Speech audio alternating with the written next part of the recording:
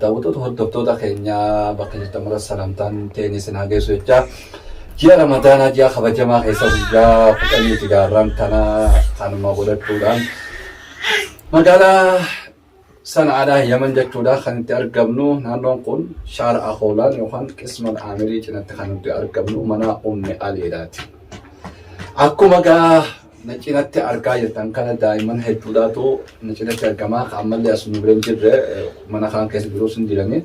Daa'imman kun gariin isaanii haadhaa fi abbaan darbanii biraa kutan, gariin isaanii haadhaa fi abbaan irraa du'an. Xiqqoon shamisa adiidhaa tun gartee daaraa xiqqoodhaa tun haati dheengadda duutee waraqaan isiin itti duutan kun as galmee nurra jirti. Egaa kanumaafuu namni daa'ima kana walitti qabee gartee kunuunsaa jiru haadha Alii jedhamti.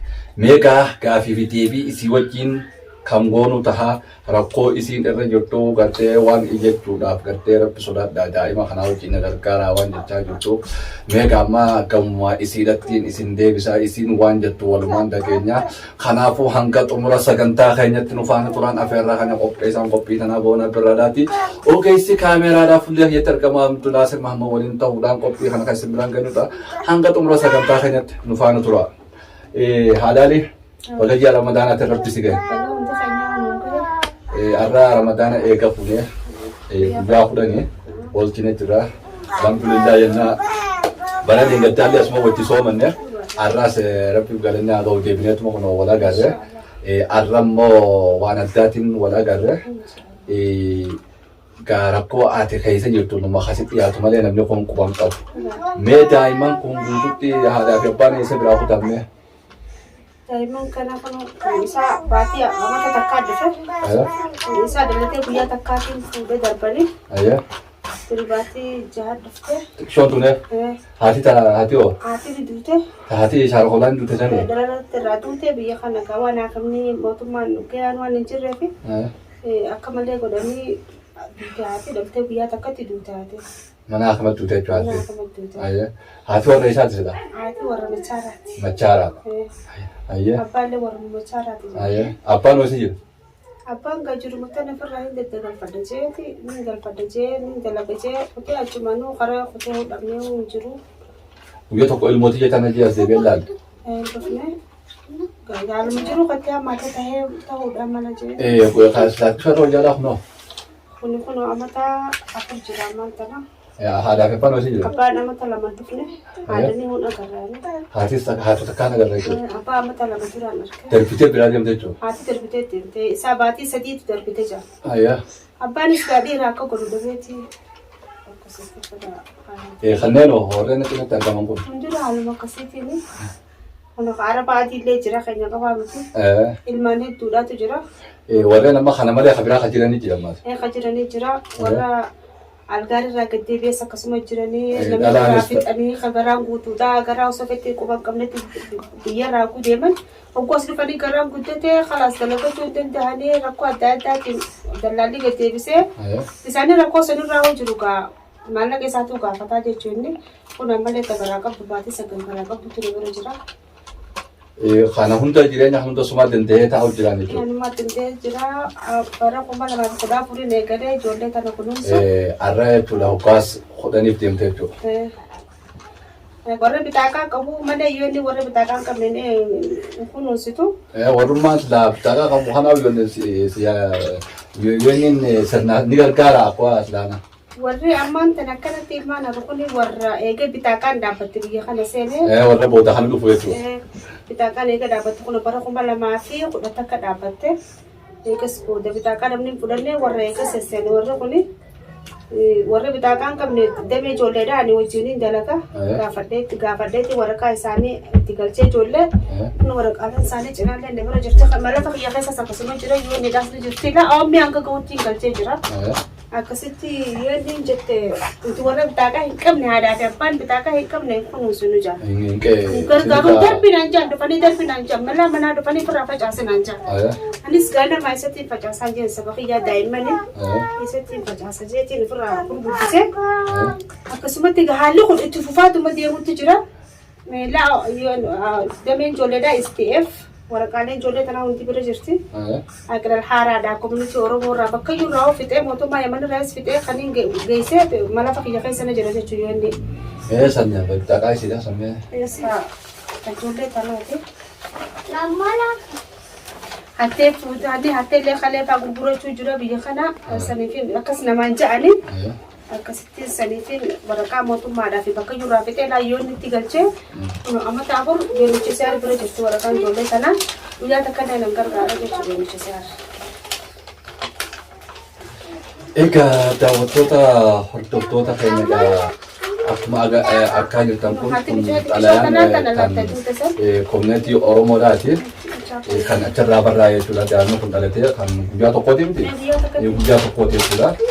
Kunis gartee itti gaafatama gartee dhimma baqataadhaati. Kan kundaa lamaan asirratti rukutame kunis walumaa galatti jechuudha.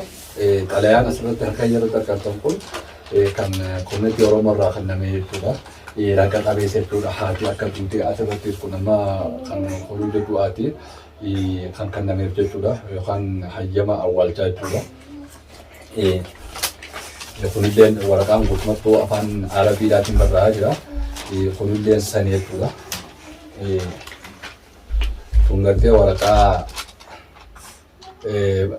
bakka isin xidhalte jechuudha mishee fassabeen kun mana yaalaa saba'een jechuudha. Afaan Oromootti mana yaalaa saba'een guddaadha yookaan afaan Arabaatti mishee fassabeen dhalateetu daa'imni sun dhalateetu kun xalayaan kan isaaniiti jechuudha.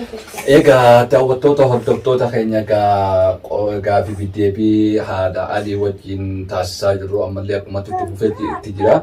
Akkuma argaa jirtan daa'imni shamisii adii kusoo qabdu tun ji'a tokkotti guyyaa tokkotti haati irraa duute jechuudha. Amma achi as jemeeqa? Sagal. Arraa haati eegarraa tuute ji'a sagalee.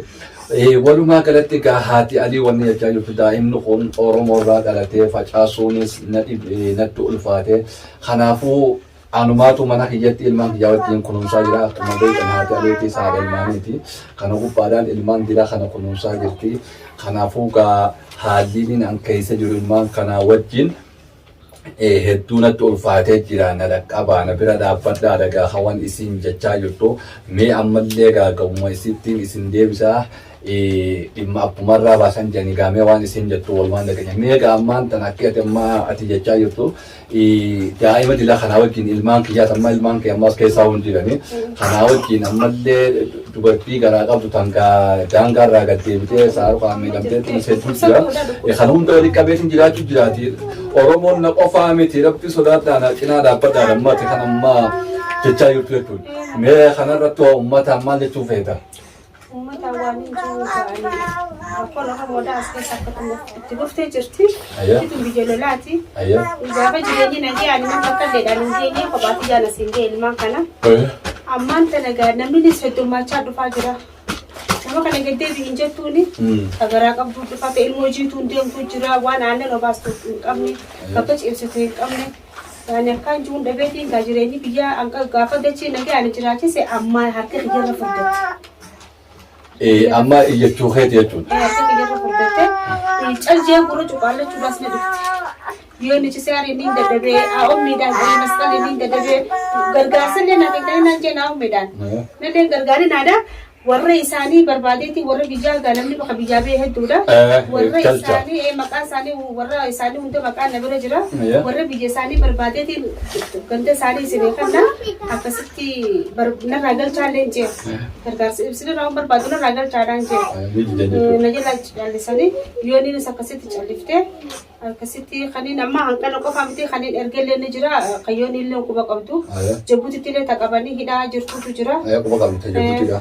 Akkasitti ta'eedhaa jirtu jira sanboota illee kun abgaan fariin illee kaniin galchanii jira kanii warra arku akkasittiin jalaa galchaa jira dallaan maallaqa kafalee warra akkoo warra dhali biraan gahee jira jechuudha. Kana ammoo warra isaaniillee arkeeti warra isaanii arkee namarraa odeeffadhee haadhatii jaan. Haadhatii jaan barbaade je'eeni leellisaa jameen abbaa isaati barbaachisee haadhatii jaan haadhatii barbaaddee dayitee haatummaan akkoon abbaadhaa. والله كنت سوي ندم دمو جتة دي بس عيوت جاف كنا دلت الأرتيني nama biyyaa galatee markeetti kan nuudhaaf ka'e warra isaanii dubbisnaan natti ergini ani aadaa fi abbaa hin agarree natti ergini jettee naayyooti jaan. Haati daltee darbitee darbitee. Haati daltee darbitee abbaan ani darbee akkoolleen akkas jette akkoolleen haadhati jaan akkas jetteen ani hin danda'u natti ergin ji'ili jettee akka feete godhi ji'ilu. Egaa daawwattoota hordoftoota keenya egaa akkuma isin jechaa jirtan waliin agarraa rakkoon kun kan namni tolcheen jechuudha irra guddaani. Maaliif tokkoffaadha namni tokko eega gartee heerumee gaa'ela jireenya bultii dhaabbate ilmoon dhufuun waan hin oolamne. Itti yaadamee immoo gartee eega bultii horatan ilmoon tan gartee kunuunfamanii ilmoo wajjin jiraachuun barbaachisaadha. Ammoo ilmaan dhalanii haruun faashina ta'ee jira magaalaa tana keessatti. Deebanii ilmaan haraman kun deebanii nama kana rakkisaa jiran jechuudha. Kanaafuu gaa rakkoon kun tanama tolcheetiin taatullee gaa daa'imni kun bilii hin qabu. Namummaa isaatiin laalamee gargaaramuunis dirqama jenna. Kanaafuu ijoollee waldayaattis ta'ee magaalaa kana keessa warri jirtanii fi warreen naannoo biraa jirtan hundee keessanuu gartee viidiyoo tana qilleensa irratti guyyaa edanurraa kaafne kan gallakkeessu nu ta'a. Akkuma daa'ima kana agartanitti ji'a ramadaanaa kanaa wajjin wal qabsiifnee namni khayrii dalagatti barbaadde hundinuu dirqamaasii barbaadde kan yoo doon taane gartee nama 5 fi 6tti waliin hin ulfaatu namuu gartee akka bira dhaabbannuun isiniin jaagaa dhumarratti haati alii gartee yoo dabalata qabaattees walumaan dhageenya gahaadhaali dhumarratti suu dabalata qabaatte. Dabalini dhumarratti qabu warri mattaawaqaa qabu akka fedhillee ta'uu yoo nuchisee qaba. Warri mattaawaqaa hin qabne namni keenya kana deemaa jira dhaliinsa keenyas waa hin oolamne heerumni keenyas waa hin oolamne ilmaan keenya mana amaaraa jireen taqay masqala hidhattee illee arkee ijoollee teenya mana Somaalee akkasii jiranii rakkoo hedduutu jira. Ani kana hundaa'uu walii qabeetiin warra mattaawaqaa hin qabne yoo irraa hin dileenu jettee gaafadheetiin jira koominitiin tokko ragaa naabaati saaliyaan dura teessoon teenyaa irratti fayyaa fannuu fi afaan siitiin dayxee gaafatte yeenni afaan siitiin kun sanaa keessa jirti afaan siitiin dayxee gaafattee dura teessoon koominiitiidha qeeral qaanuun jedhanii yoonni baran jechuudha qeeral qaanuun warra bitaaqaa hin qabne nuti gargaaruun jedhanii jechuudha. Akkas jedhanii kun saaliyaan nama jiru gaafachuu dandeessanii akkasittiin gaanutti gaa'isaan qeeral qaanuun yoo jaannuti qeeral qaanuun jechuu dandeenya kun foon keenyaaf lafee teenya akkasumatti gaa ilmaanii wajjin walii dalagachuu dadhabee mana keessallee akkasumatti taa'uu jira. Kan ilmaan itti cufanii deemanii rakkoo gurguddaarallee gahu ni jira. Ani fuulduraaf gaa akka inni fedhu silaa bakka takkanaaf godhanii bakka guddoo haadhaa dhabbaan irra jirres kun ogaa qabaatu hin jira bara kudhanii ittiin hin jira sanis itti fufaa. Kaati kaanutes fuudhaa akka alagaanis fudhattee namni kun itti godhaalee booda hoguu warra isaanii argine galchuullee sirriin itti yaada. Warrummaan mana keessa rakkachaa jiru ammas warri mana keessa rakkachaa jiru ilmaan jecha dalagachuu dadhabee tadiirti biraa deemte dhalaan xiqqoo miti jechuudha. Xiqqoodhaa miti jechuudha dhalaan kudhanii guyyaatti na dhufee booyaa jechuudha bakka sanatti an kana dadhabeetiin jira. Ani mana tokko guddaa yoo naa godhanii warra haati jirtullee irraa qabee guyyaa dalagachaa oolanii galgala dhufanii fudhatan. Fuulduraaf an akkasiin barbaada jechuudha. Akka namni beelaan hin saaxilamne ilmoodhaaf jecha. Darbiinsillee hin guddanne. Darbuu kana wanni guddisee dalagata dhabaafi namni. Waa namni bineensi ilmoo ni beeka. Nama dhiisi.